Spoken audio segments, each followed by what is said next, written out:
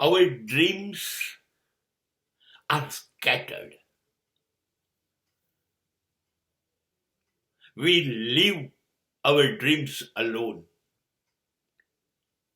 when we start earning.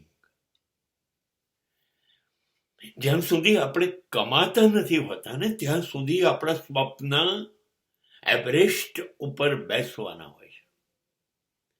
ત્યાં સુધી તો સ્વપ્નની જ દુનિયા હોય છે. આપણે સ્વપ્નના સોદાગર હોઈએ છીએ. સ્વપ્નની સૃષ્ટિ હોય છે આપણી માલિકીની. આવો બંગલો બનાવીશ, આવી ગાડીઓ વગેરે વગેરે વગેરે. સ્વપ્નને ક્યાં બ્રેક લાગે છે? ત્યારે આપણા ખભા પર કોઈ જવાબદારી નથી. ત્યારે જવાબદારી માતા પિતાના ખભા પર છે. ત્યારે આપણને છૂટ છે સ્વપ્ન જોવાની, અને એ લોકો પૂરા કર્યા કરે છે. એટલે આપણને કશી ખબર નથી પડતી સ્વપ્ન જોવા અને પૂરા કરવા બેની વચ્ચે શું ફેર છે. અચાનક નોકરી લાગી ગઈ, અચાનક કમાણી શરૂ થઈ ગઈ, અચાનક આપણી જવાબદારીઓ શરૂ થઈ ગઈ. હવે આપણે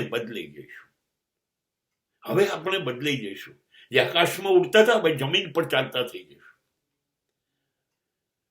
હવે તમારી કમાણી આવી ને એટલે હવે તમને બધી જ વસ્તુ સમજવાનો અવસર શરૂ થઈ જશે.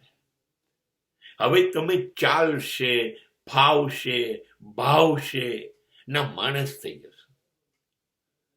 ના, આ પેન્ટ શર્ટ ચાલશે, આ બૂટ ચાલશે, આ સોફા ચાલશે, આ ટીવી હમણાં ચાલશે, આ બાઇક હમણાં બરોબર ચાલે છે, કશું બંધ. હવે બધું જ જોઈશે. વાત પતી જશે. કેમ કે હવે તમારી કમાણી શરૂ થઈ ગઈ ને કમાણી કરતા કેટલી તકલીફ પડે છે, કેટલું જોર આવે છે એ હવે બરાબર ખબર પડતી થઈ. Now you can realize how difficult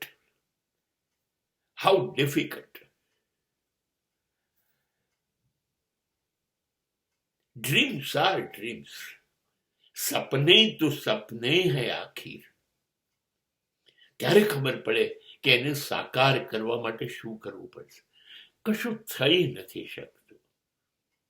અમર્યાદિત જરૂરિયાતો ને ઈચ્છાઓના સ્વપ્ન હોય છે, અને સંતોષવાની આવકો મર્યાદિત હોય છે આપણી પાસે.